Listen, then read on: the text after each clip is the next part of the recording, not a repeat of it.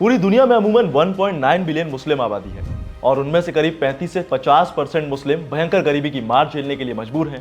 ये तस्वीर एकदम क्लियर है, पर दुनिया में कुछ मुसलमान ऐसे भी हैं जिनके पास अपार दौलत है, जिससे वो दुनिया की किसी भी चीज को अपने काबू में कर सकते हैं। और आज के इस वीडियो में हम आपको 5 ऐसी ही मुस्लिम पर्सनैलिटीज के बारे में बताने वाले हैं जो अगर चाहे तो एलन मस्क को भी टक्कर दे सकते हैं। लेकिन उससे पहले इतिहास के एक ऐसे शख्स के बारे में आपको बताएंगे जिसने अमीरी की सारी हदें तोड़ कर रख दी थी। नमस्कार, मेरा नाम है दिव्यांश वर्मा और आप देख रहे हैं वन इंडिया हिंदी। ये दौर था 14वीं सदी का। अफ्रीका में एक राजा हुआ, नाम था मंसा मूसा, जो दुनिया भर में नमक और सोने का कारोबार करता था। दौलत इतनी कि इंसान सपने में भी सोचकर काउंट ना कर पाए। मूसा का राजपाट 2000 मील तक फैला हुआ था। अफ्रीका के जंगलों में रहने वाले माली साम्राज्य के राजा मंसा ने 1312 से 1337 तक शासन किया। ये वो दौर था जब यूरोप में भुखमरी अपने चरम पर थी और सिविल वॉर छिड़ा हुआ था। पर हर अफ्रीकी राज्य में ऐसा नहीं था, क्योंकि फैक्ट्स कहते हैं कि उस दौर में मंसा के पास $400 की संपत्ति थी। असल में मूसा जब सत्ता में था तो उसने अपने साम्राज्य को बड़ी तेजी से आगे बढ़ाया और इसे 2000 मील तक फैला दिया। मॉडर्न दौर में मॉरिटेनिया, सेनेगल, जाम्बिया, गिनी, बुर्किना फासो, माली, नाइजर, नाइजीरिया और चाड के नाम से पहचाने जाने वाले देश मूसा के साम्राज्य का हिस्सा थे। यानी आधे से ज्यादा अफ्रीकन कॉन्टिनेंट्स में मूसा का राज था। मूसा जिस वक्त अफ्रीका पर राज कर रहा था, उस वक्त उसके पास करीब 2 लाख सैनिक थे, जिसमें से 40,000 तो सिर्फ निशानेबाज थे। मूसा का नमक और सोने का कारोबार था। उसके दौर में माली दुनिया भर में सोने की सबसे बड़ी प्रोड्यूसिंग कंट्री हुआ करता था और ऐसा कहा जाता है कि मूसा घूमने फिरने का शौकीन था और उसने इस पर जितना खर्च किया उतना शायद कोई खर्च करने के बारे में सोचे भी ना, क्योंकि उसकी तरह दौलत लुटाना भी आसान नहीं था। काफी वक्त तक दुनिया को मूसा की दौलत का अंदाजा नहीं था। असल में दुनिया उसकी दौलत से तब वाकिफ हुई जब 1324 में मूसा ने 4000 मील की मक्का की यात्रा की थी। वो काहिरा होते हुए मदीना और फिर मक्का पहुंचा था। इस दौरान उसने बेइंतहा दौलत लुटाई थी। इस सफर में उसका साथ दिया था 10,000 सैनिक, अफ्रीकी लोग और गुलामों ने। साथ में थे सैकड़ों ऊंट और घोड़े भी, और साथ ही साथ बड़ी मात्रा में सोने की मोहरें और ईंटें भी थी। इस यात्रा के दौरान मूसा रास्ते में जनता को सोना बांटता हुआ जा रहा था। इस सफर में वो मिस्र की राजधानी काहिरा में भी रुका था। तब उसने वहां के गरीबों पर भी बेशुमार दौलत खर्च की थी और इसका असर ऐसा हुआ कि वहां उस वक्त सोने की कीमत अचानक गिर गई और मिस्र में करेंसी क्राइसिस खड़ा हो गया। देश को इस हालात से उबारने के लिए 1 साल लग गया। हालांकि मूसा ने अपने साम्राज्य की सूरत पूरी तरह से बदल कर रख दी थी। दरअसल मूसा खुद को सच्चा मुसलमान मानता था और उसका इंटरेस्ट ज्यादातर टिम्बकटू में था, और मूसा ही वो था जिसने टिम्बकटू को नया चेहरा दिया। उसने अपने शासन के दौरान कई मस्जिदें बनवाई। इसके अलावा कई यूनिवर्सिटी, स्कूल और एजुकेशन सेंटर भी खुलवाए। उसने माली की लाइब्रेरी में टॉप क्लास इस्लामी धर्मशास्त्र जमा करवाए। मूसा ने माली में कुरानिक स्कूल की स्थापना भी की और यहाँ हर शुक्रवार को सामूहिक तौर पर दुआ करने की परंपरा शुरू की गई। हालांकि इतना सब कुछ करने के बाद मूसा ने करीब 25 साल तक शासन किया और 1332 में उसका देहांत हो गया। इसके बाद उसकी सत्ता उसके बेटे मंसा मेघन ने संभाली, लेकिन आगे की पीढ़ी उसका कारोबार सही ढंग से नहीं संभाल पाई। माना जाता है कि लंबे सिविल वॉर और विदेशी हमलों के चलते उसका कारोबार तबाह हो गया और दौलत लुटती चली गई और इस तरह मूसा के साम्राज्य का अंत हो गया। और अब बात उन अमीर मुसलमानों की जिन्होंने अपनी अमीरियत से अपने नाम को दुनिया में फैला दिया। इसमें सबसे पहले नाम आता है शाहिद खान का।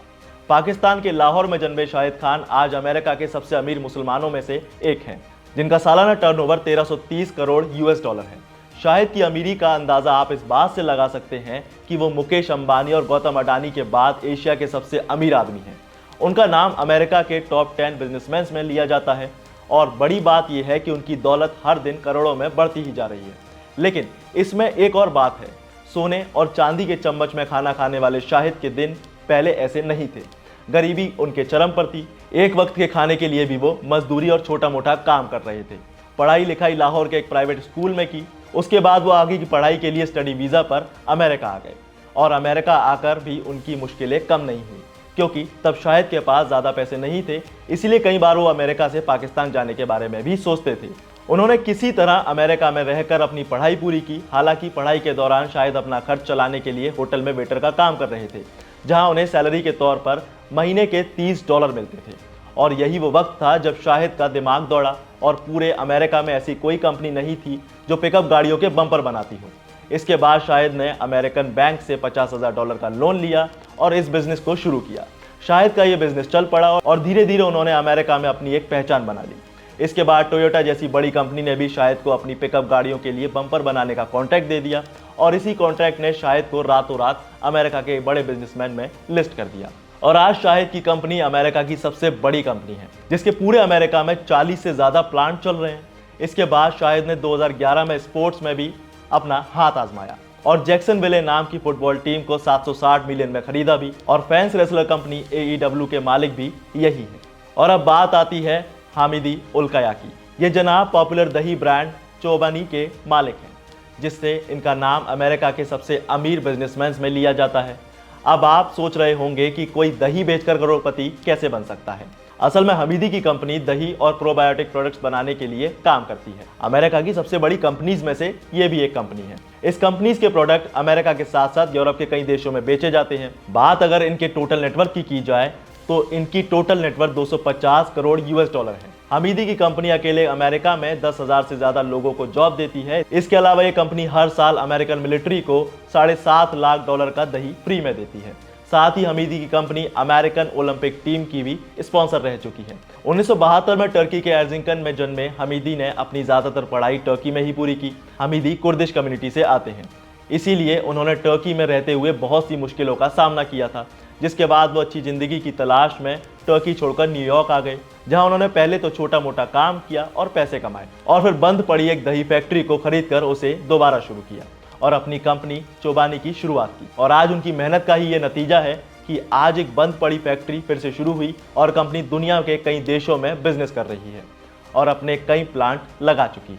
इसी अमीरी की लिस्ट में अगला नाम दर्ज करते हैं एक और शख्स, नाम है मोहम्मद अल एरियन, जिन्हें दुनिया उनके काम और बिजनेस करने के तरीके से जानती है। उन्हें वहां लोग इतना मानते हैं कि अमेरिका के एक्स प्रेसिडेंट बराक ओबामा ने साल 2012 से लेकर 2017 तक एरियन को ग्लोबल डेवलपमेंट काउंसिल का चेयरमैन भी बनाया था। इसके अलावा ये ब्लूमबर्ग व्यू और फाइनेंशियल टाइम्स से भी एडिटर के तौर पर सालों तक जुड़े रहे हैं। साथ ही एरियन ने 2 किताबें भी लिखी हैं जो आज भी न्यूयॉर्क टाइम्स की बेस्ट सेलर्स बुक्स हैं। लेकिन एरियन को सबसे ज्यादा याद अमेरिकन कंपनी PIMCO यानी पिमको में उनके काम के लिए याद किया जाता है, क्योंकि वो एरियन ही थे जिन्होंने पिमको को अपने बिजनेस आइडिया से $1 ट्रिलियन की कंपनी बना दिया था। आज एरियन की नेटवर्थ $2,45,000 है। अगले अमेरिकी करोड़पति का नाम है माइकल चौधरी। नाम से आधे फिरंगी और आधे हिंदुस्तानी। ये जनाब एटलस एयरलाइन कंपनी के मालिक थे और एक अमेरिकी बिजनेसमैन। इनकी ये कंपनी दुनिया में सबसे ज्यादा बोइंग 747 एयरप्लेन रखने वाली कंपनी थी। इस कंपनी में दुनिया भर में 4500 लोग काम करते हैं और ये कंपनी 700 देशों में 300 डेस्टिनेशंस में अपनी सर्विस दे रही है। इस कंपनी की नेटवर्थ 2022 के आंकड़ों के मुताबिक 2.934 बिलियन के आसपास थी। साथ ही इसे दुनिया की सबसे बेहतरीन एयरलाइन कंपनी का अवार्ड भी दिया जा चुका है। इसके अलावा इस कंपनी ने 2022 में 6100 प्लेन्स को दुनिया के अलग अलग देशों तक पहुंचाया था, जो अपने आप में एक रिकॉर्ड है। लेकिन साल 2001 में जब माइकल चौधरी अपने दोस्त और वॉल स्ट्रीट जर्नल के एरोस्पेस एडिटर जेफ कोल के साथ एरोएल 39 अल्ट्राबोस जेट उड़ा रहे थे, तब उनकी हवाई हादसे में अचानक मौत हो गई। और अब आखिर में बात करते हैं एक ऐसी शख्सियत की जो अमेरिकन सॉफ्टवेयर इंजीनियर और इंटरनेट एंटरप्रेन्योर के तौर पर काम कर रहे हैं। नाम है जावेद करीम। जावेद के पेरेंट्स का संबंध बांग्लादेश से था। अपने करियर की शुरुआत में जावेद एलन मस्क की कंपनी पेपल में काम करते थे, जहां उनकी मुलाकात चैड हर्ली और स्टीव चेन से हुई, जिसके बाद तीनों अच्छे दोस्त बन गए और उन्होंने नौकरी छोड़कर अपना बिजनेस शुरू करने का प्लान किया। इसके बाद तीनों ने मिलकर कई प्रोडक्ट्स के लिए काम किया, जिसमें सबसे ज्यादा पॉपुलर यूट्यूब है।